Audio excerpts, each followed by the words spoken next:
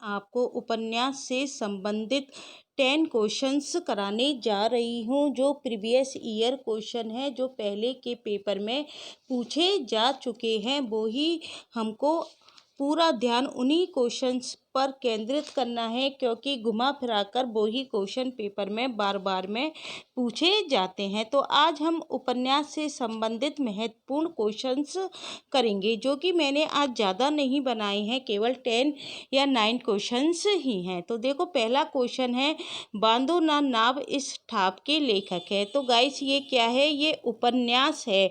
बांधो ना नाव इस ठाप क्या है? ये उपन्यास है। इस उपन्यास के लेखक हमसे पूछे जा रहे हैं। तो इस उपन्यास के लेखक कौन है? इस उपन्यास के लेखक हैं उपेंद्र नाथ अश्क। और मैंने आपको उपेंद्र नाथ अश्क के उपन्यासों को याद करने की ट्रिक बताई थी, उसके द्वारा आप सारे उपन्यासों को याद कर लेना। और बांधो ना नाव इस ठाव एक काव्य भी है, और उस काव्य की रचना किसने की थी? उस कविता है, और उस कविता की रचना की थी सूर्यकांत त्रिपाठी निराला ने की थी। तो हमने जो अश्क के उपन्यास याद किए थे, वो किस तरह से किए थे? उपेंद्र नाथ अश्क ने शहर में घूमता एक आईना देखा, जिसमें क्या देखा था? गिरती दीवारें देखी थी, सितारों का खेल देखा था। जिसकी क्या थी? बड़ी बड़ी आंखें थी, वो किस में तब्दील हो गई थी? गर्म राख में तब्दील हो गई थी। फिर उसने क्या देखा? पत्थर अल पत्थर नजर आया उसको, और फिर उसमें एक नन्ही कंदील खिलती हुई नजर आई। इस तरह से हमने उपेंद्र नाथ अश्क के उपन्यास याद किए थे। उनके उपन्यास कौन कौन से थे? गिरती दीवारें थी, गर्म राख था, शहर में घूमता आईना था, पत्थर अल पत्थर था, और एक नन्ही कंदील थी। और जबकि बांधो ना नाव इस ठाप उपन्यास के लेखक कौन है? उपेंद्र नाथ अश्क। और जो कविता है, उस कविता के कौन है? सूर्यकांत त्रिपाठी निराला। इस नाम से एक कविता भी है, बांधो ना नाव इस ठाप। अब देखो, दूसरा जो क्वेश्चन है मेरा, अयोध्या सिंह उपाध्याय कृत ठेठ हिंदी का ठाठ। ये बहुत पूछा जाता है, ठेठ हिंदी का ठाठ क्या है? इस उपन्यास क्या है? ये अयोध्या सिंह उपाध्याय कृत ठेठ हिंदी का ठाठ क्या है? ये उपन्यास है। क्या है? ये उपन्यास है। इसे हम क्या कह सकते हैं? मुहावरों का पाठ्य पुस्तक इसको कहा जाता है। और यह उपन्यास कब प्रकाशित हुआ था? कब लिखा गया था? वैसे सन पूछा नहीं जाता है कॉलेज लेक्चरर में, फिर भी मैं आपको बता देती हूँ। यह उपन्यास 1899 ईस्वी में लिखा गया था। और इनका अन्य उपन्यास कौन सा है? अधकिला फूल भी इनका अन्य उपन्यास है। क्या नाम है अन्य उपन्यास का? अधकिला फूल इनके अन्य उपन्यास का नाम है। क्वेश्चन नंबर 3 है, आधा गांव किस विधा की रचना है? तो ये आधा गांव है, ये किस विधा की रचना है? ये उपन्यास विधा की रचना है। इसके लेखक कौन है? राही मासूम रजा है। और राही मासूम रजा के हमको उपन्यास याद होने चाहिए।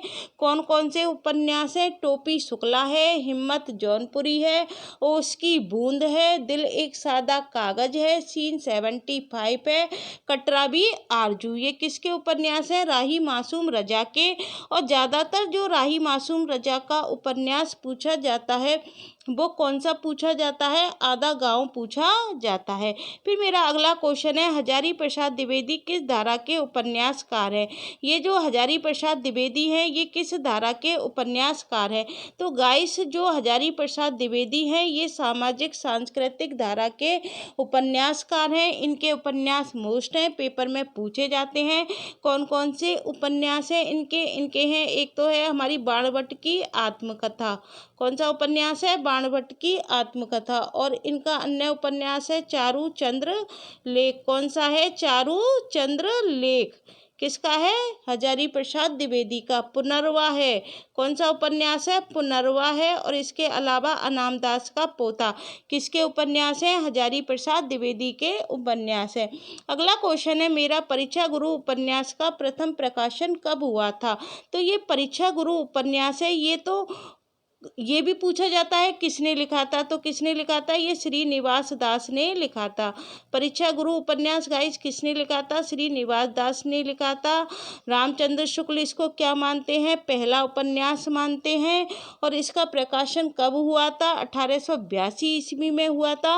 और रामचंद्र शुक्ल ने पहला अंग्रेजी ढंग का जो मौलिक उपन्यास माना है वो कौन सा माना है, श्रीनिवास दास कृत परीक्षा गुरु माना है। अगला क्वेश्चन है मेरा 30, 40, 50 उपन्यास के लेखक कौन है, 30, 40, 50। ऐसे नहीं आएगा पेपर में 30, 40, 50। इस उपन्यास का नाम क्या है, 30, 40, 50। तो 30, 40, 50 उपन्यास के जो गाइस हमारे लेखक हैं वो कौन है, प्रभाकर माचवे। तो 30, 40, 50 उपन्यास के लेखक कौन है गाइस, प्रभाकर माचवे है। फिर अगला क्वेश्चन मैं आपको बताती हूँ। 6 क्वेश्चन हो गए थे। हमारा 7 क्वेश्चन है, राग दरबारी उपन्यास के लेखक हैं। तो राग दरबारी उपन्यास के लेखक कौन है गाइस, श्री लाल शुक्ल है। राग दरबारी किसने लिखा था, श्री लाल शुक्ल ने लिखा था।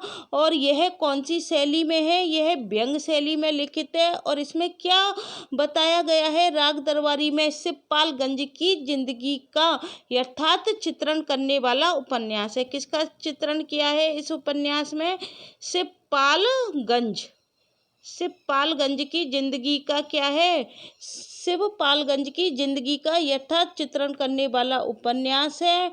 और श्री लाल शुक्ल के अन्य उपन्यास कौन कौन से हैं, सूनी घाटी का सूरज है, अज्ञातवास है, सीमाएं टूटती हैं, मकान, पहला पड़ाव और विश्रामपुर का संत। ये किसके उपन्यास हैं, श्री लाल शुक्ल के अन्य उपन्यास हैं। अगला क्वेश्चन है मेरा 8, सुबह दोपहर शाम किस प्रसिद्ध उपन्यासकार की रचना है। तो गाइस ये सुबह दोपहर और शाम ये आया हुआ क्वेश्चन है। तो ये किस उपन्यासकार की रचना है, ये कमलेश्वर की रचना है। किसकी है, कमलेश्वर की रचना है, सुबह दोपहर शाम। फिर अगला क्वेश्चन है मेरा, सारा आकाश किसकी कृति है। सुबह दोपहर शाम किसका बताया था मैंने आपको उपन्यास, कमलेश्वर का। और कमलेश्वर के जो अन्य उपन्यास हैं उनके नाम क्या है, देखो, एक सड़क 57 गलियां, तीसरा आदमी, डाक बंगला, समुद्र में खोआ हुआ आदमी। और कमलेश्वर का कौन सा उपन्यास और है, काली आंधी, जो पूछा जाता है। और पीली आंधी किसका है, प्रभा खेतान का है। और काली आंधी किसका है, कमलेश्वर का। और कमलेश्वर का अगला उपन्यास कौन सा है, आगामी अतीत है, रेगिस्तान है, लौटे हुए मुसाफिर हैं, वही बात है, एक और चंद्रकांता है, कितने पाकिस्तान है, और अंतिम सफर है। ये किसके उपन्यास बताए मैंने आपको, कमलेश्वर के। अगला क्वेश्चन है, सारा आकाश किसकी कृति है। जो सारा आकाश है गाइस ये किसकी कृति है, ये राजेंद्र यादव की कृति है। इस उपन्यास के लेखक कौन है, राजेंद्र यादव है। राजेंद्र यादव ने नई कहानी नाम से हिंदी साहित्य में एक नई विधा का क्या किया था, सूत्रपात किया था। किसने किया था, राजेंद्र यादव ने। राजेंद्र यादव ने नई कहानी नाम से हिंदी साहित्य में एक नई विधा का सूत्रपात किया था। राजेंद्र यादव के और कौन कौन से उपन्यास हैं, उखड़े हुए लोग हैं, उल्टा है, सह और मात है। 1 इंच मुस्कान किसके साथ लिखा था, राजेंद्र यादव ने मन्नू भंडारी के साथ लिखा था। और मन्नू भंडारी के उपन्यास में आपको बताती हूँ कौन से हैं, आपका बंटी है, 1 इंच मुस्कान है, जो कि उन्होंने किसके साथ लिखा था, किसके साथ लिखा था, राजेंद्र यादव के साथ लिखा था। और उनका कौन सा है, महाभोज उपन्यास है, जो कि कॉलेज लेक्चरर के सिलेबस में लगा हुआ है। और अगला क्वेश्चन है मेरा, प्रेमचंद्र के उपन्यासों का सही अनुक्रम क्या है। तो गाइस ये क्वेश्चन हमसे पूछा जाता है कि प्रेमचंद्र के उपन्यासों का सही अनुक्रम क्या है। तो हमको प्रेमचंद्र के सारे उपन्यास याद होने चाहिए और इसके अलावा उनके उपन्यासों का सही अनुक्रम भी याद होना चाहिए। ये क्वेश्चन पेपर में आया था, अभी आरपीएससी कॉलेज लेक्चरर का जो पेपर हुआ था उसमें प्रेमचंद के उपन्यासों का क्रम लगवाया था। तो सेवा सदन है वो कब प्रकाशित हुआ था, 1918 में हुआ था। प्रेमाश्रम कब हुआ था, 1922 में हुआ था। रंगभूमि कब हुआ था, 1925 में हुआ था। निर्मला कब हुआ था, 1927 में हुआ था। गमन कब हुआ था, 1931 में। करमभूमि 1933 में और गोदान 1936 में। तो सेवा सदन 1918, प्रेमाश्रम 1922, रंगभूमि 1925। रंगभूमि का पात्र कौन है? सूरदास।